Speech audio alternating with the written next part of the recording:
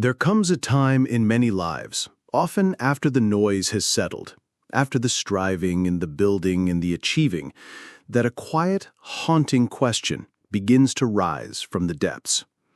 Is this all there is? It is not a question born of failure. Ironically, it is often born of success. You have the career, the family, the stable life. You have ticked all the boxes you were told to tick. And yet, there is a persistent, hollow ache, a quiet sense of meaninglessness, a profound doubt not about what you have, but about who you are and what you are here for. If this question echoes in the quiet corners of your mind, I want you to know something. This is not a sign that your life is broken. It is a sign that your soul is waking up. This feeling, this existential ache, is not a problem to be solved. It is a summons to be answered. The great psychologist Carl Jung believed that this very questioning is one of the most significant and sacred moments in a person's life. It is the moment the soul begins to assert its own agenda, separate from the ego's desire for security and approval. He called this the inner calling. This is a different kind of shadow work. It is not about healing the wounds of the past. It is about uncovering the path to your future. A future that is aligned not with what the world expects of you, but with the unique symbolic purpose that is encoded in your very being. Today, we do not search for an answer. We learn how to listen for the call. To understand this profound questioning, we must first understand the architecture of a human life as seen through the eyes of Carl Jung. He proposed that a healthy life unfolds in two distinct, equally important halves. Think of it like the arc of the sun across the sky. The first half of life, from birth until roughly midlife, is the morning of our journey. It is the sun rising, gaining strength, establishing its place in the sky. This is the phase of the ego. The primary task here is external. It is about building a functional identity in the world. We must learn the rules of the game. We must build a career, find a partner, perhaps raise a family, establish a home. We must adapt to the demands of society. We build our persona, the mask we present to the world to show that we are competent, capable, and acceptable. The first half of life is a necessary and heroic journey of expansion into the outer world. Success in this phase is measured by external metrics, achievements, stability, social standing. We spend these years asking the question, what does the world want from me? And we do our best to provide the answer. This is a vital part of our development. A person who fails to build a strong ego in the first half of life will struggle immensely. But Carl Jung issued a profound warning. He said that the principles that guide the morning of life are not the same principles that should guide the afternoon. To continue living by the rules of the morning once the sun has passed zenith is to court psychological and spiritual disaster. And this is the source of the ache. This is the source of the question, is this all there is? You have reached the noon of your life. You have done the work of the morning. You have built the house. You have achieved the success. You have answered the question, what does the world want from me? But now, a new sun begins its journey across the sky, the sun of the afternoon. And this half of life is governed by a different task and a different question. The second half of life is the journey of the soul. The primary task here is internal. It is about turning away from the outer world and turning inward towards the self. It is no longer about adapting to the collective, but about discovering what is unique and individual within you. The shadow work we have done so far, the healing of wounds, the integration of exiled parts, has all been a preparation for this. It has been the clearing of the ground. The question of the second half of life is no longer, what does the world want from me? The question now becomes, what does my soul want from me? This is a terrifying question, because the soul's agenda is often in direct conflict with the ego's agenda. The ego wants safety, predictability, and continued approval.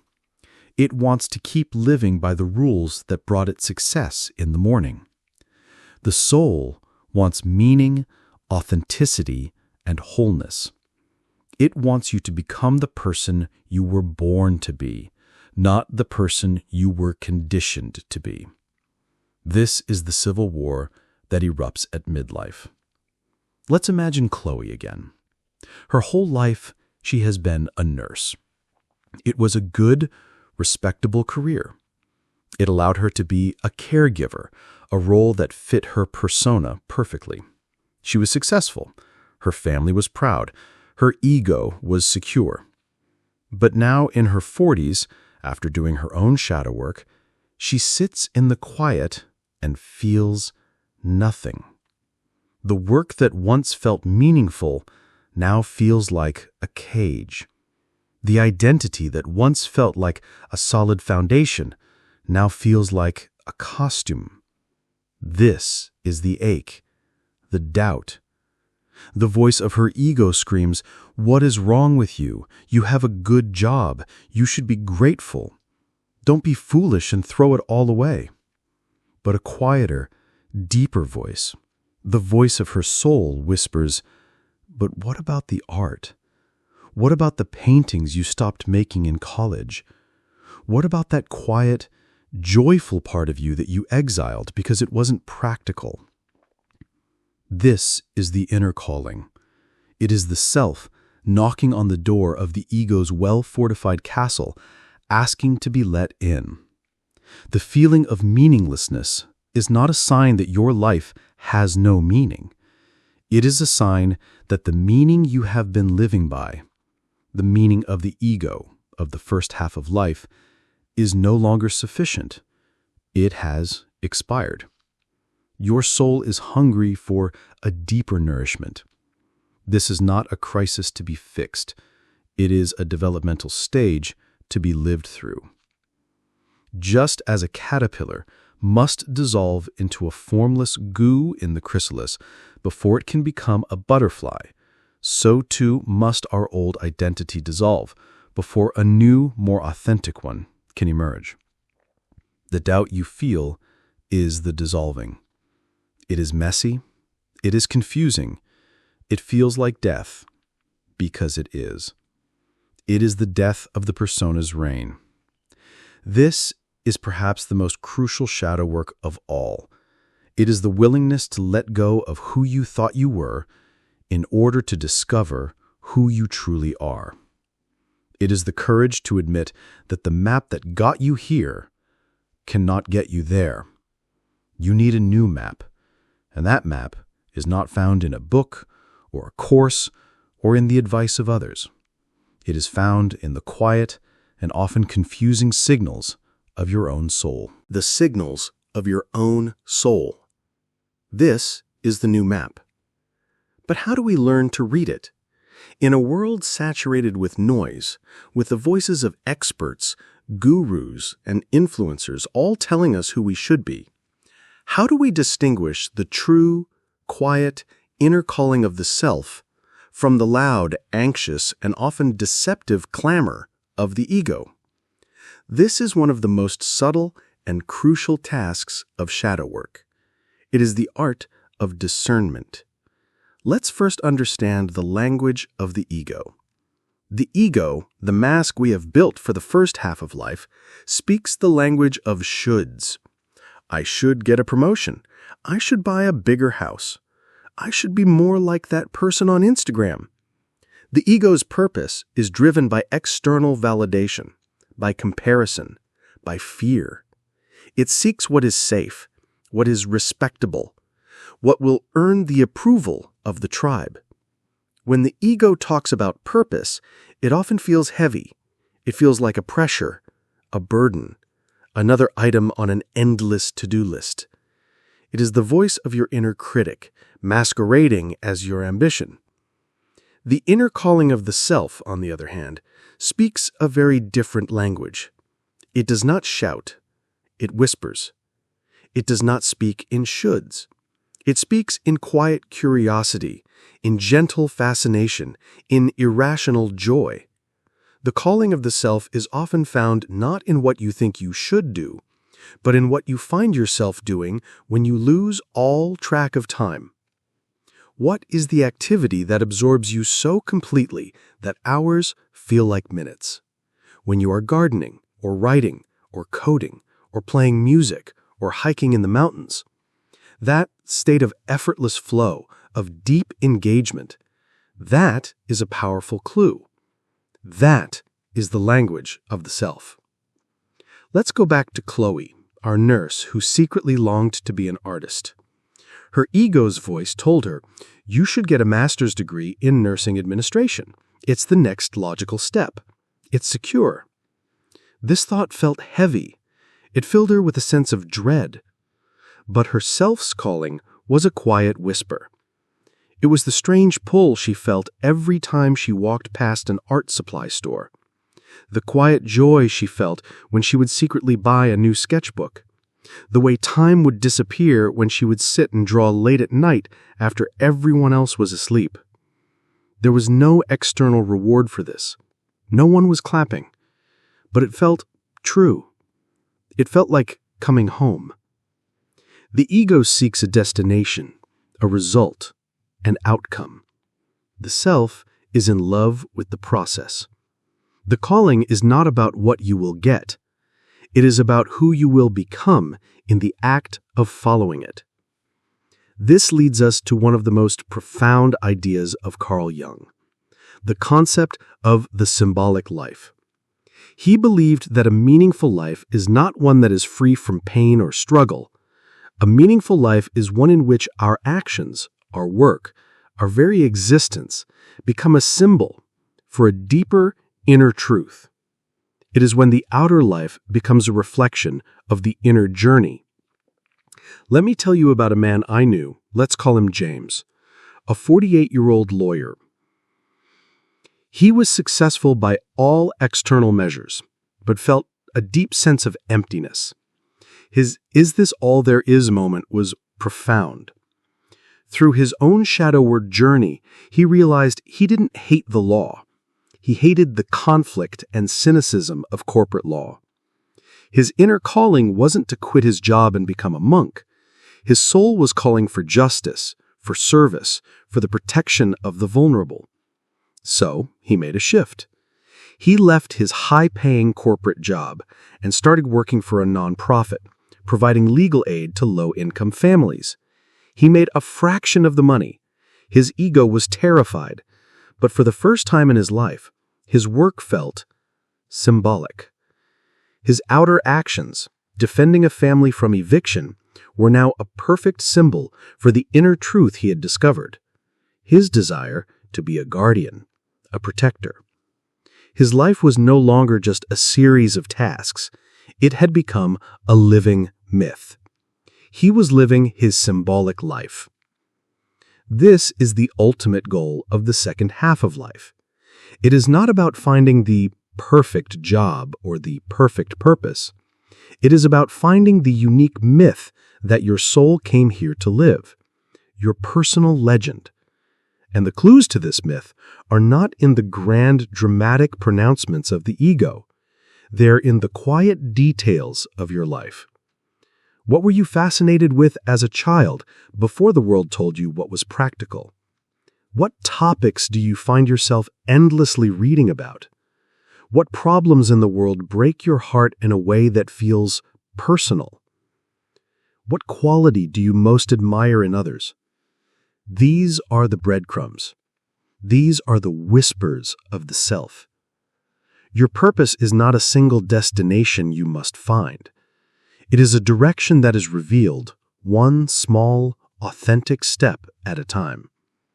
The shadow work is learning to trust those quiet breadcrumbs more than you trust the loud, demanding map that the world has tried to give you. It is the slow, patient, and deeply rewarding work of learning to hear your own soul speaking to you in its own unique and often mysterious language. The mysterious language of the soul. It speaks in whispers, in curiosities, in the quiet pull towards joy.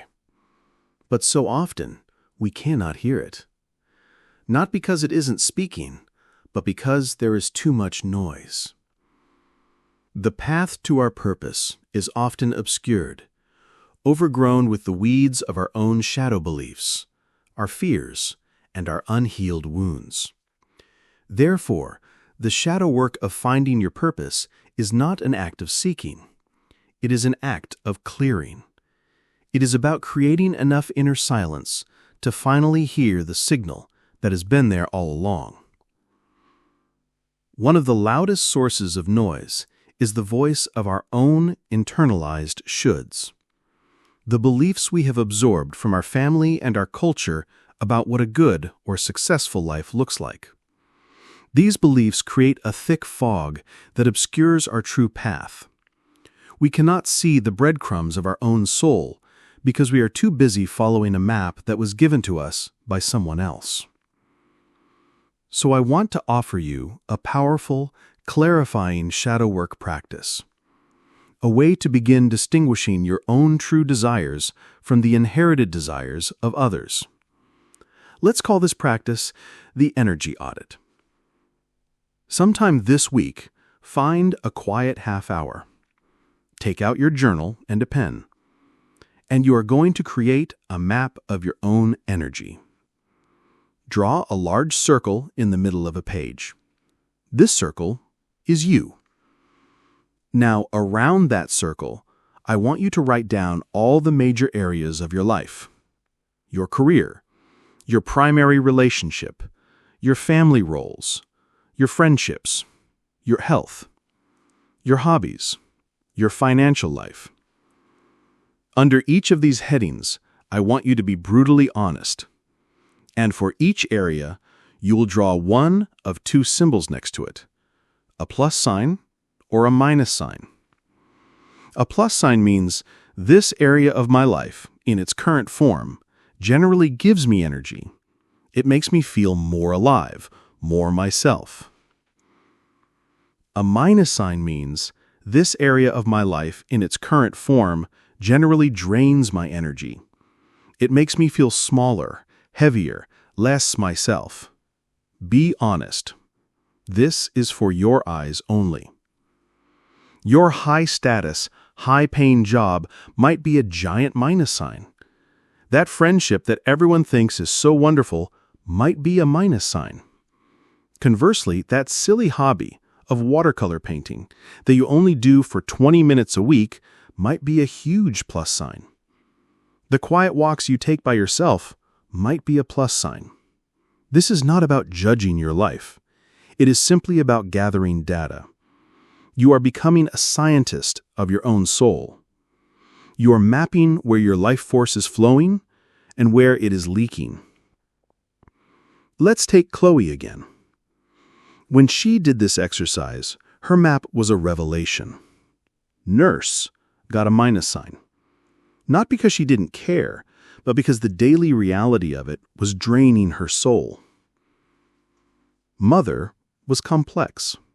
She put a plus and a minus, recognizing that while she loved her children, the role of the constantly self-sacrificing mother was a drain.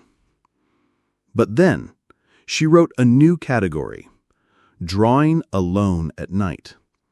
And next to it, she drew the biggest, boldest plus sign on the page. Your energy does not lie.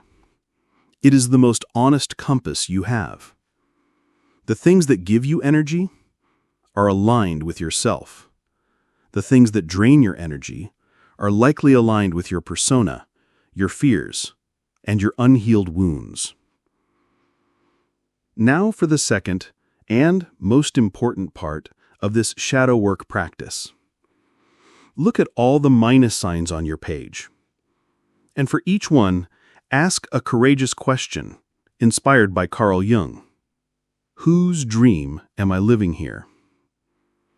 That high-powered career that drains you, is it your dream or was it your father's dream for you?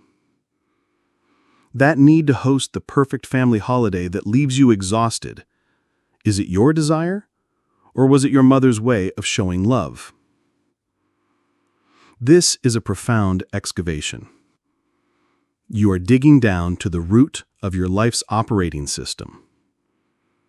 You are beginning to separate your own authentic desires from the programming you have inherited. The goal here is not to immediately quit your job or end your friendships. That would be overwhelming. The goal is to simply see. To bring the unconscious patterns into the light of conscious awareness. Because the moment you see that you are living someone else's dream, you are no longer a prisoner of it. You have a choice. And the choice begins with the smallest of shifts. The choice is to dedicate 5% more of your time and energy to the pluses, and to gently, deliberately begin to put up a boundary around the minuses. For Chloe, this meant she didn't quit her nursing job the next day, but she did enroll in a weekly pottery class. A plus. She told her sister she couldn't host the big family dinner this year, and suggested a potluck instead, a boundary around a minus. These were small acts, but they were revolutionary. They were a declaration to her own soul that said, I see you. I hear you. And I am starting to follow. This is how you find your purpose. Not in a lightning bolt of divine inspiration, but in the quiet, patient, and courageous work of following the trail of your own energy. One small plus sign at a time. You are clearing the path. You are weeding the garden. And in the silent, fertile ground that you create, the inner calling can finally be heard. The inner calling is heard, not as a thunderclap from the heavens, but as a quiet, persistent whisper in the language of your own energy. We began this journey feeling the profound, unsettling doubt of the question, is this all there is? We came to understand this not as a crisis, but as a sacred summons, a natural unfolding of the second half of life, as described by Carl Jung. We learned that the ego, which guided the morning of our lives, must now learn to listen to a deeper, wiser voice, the voice of the self. We then explored the art of discernment, learning to distinguish the heavy, anxious shoulds of the ego from the quiet, joyful whispers of the soul. We reframed our purpose not as a destination to be found, but as a symbolic life to be lived, a life where our outer actions become a reflection of our inner truth. And finally, we were given a tangible shadow work practice, the energy audit, to begin clearing the path, to distinguish our own authentic desires from the dreams we have inherited. This is the courageous work of following the breadcrumbs of what makes you feel truly alive. Your life is not a problem to be solved. It is a mystery to be embodied. But as you begin to follow this inner calling, as you start to live a life that is more aligned with your unique symbolic purpose, you may notice a strange and painful phenomenon. The more you become yourself, the more you may feel invisible, unseen by a world that is still operating on the old map. Your new language of meaning and authenticity may not be understood by those around you. And this feeling of being unseen, of not being recognized for who you are truly becoming, can be one of the loneliest challenges on the path. How do we learn to hold our own light, even when no one else seems to see it? How do we find the courage to be visible in our own truth? This is the next crucial step in our shadow work. And it is exactly what we will explore in our next journey together. I invite you to subscribe to continue walking this path of profound self-discovery. For now, your work is to become a scientist of your own soul, a detective of your own joy. And to begin that investigation, I invite you to share one clue in the comments below. Look at your energy audit. Share just one thing from your plus column, one small activity, hobby, or interest that makes you feel more alive. You could write, walking in the woods, or reading history books, or organizing my closet. There is no answer too small or too silly. Let this space become a collective library of these sacred clues, a testament to the fact that our deepest purpose is often hidden not in the extraordinary, but in the simple, quiet things that make our souls sing.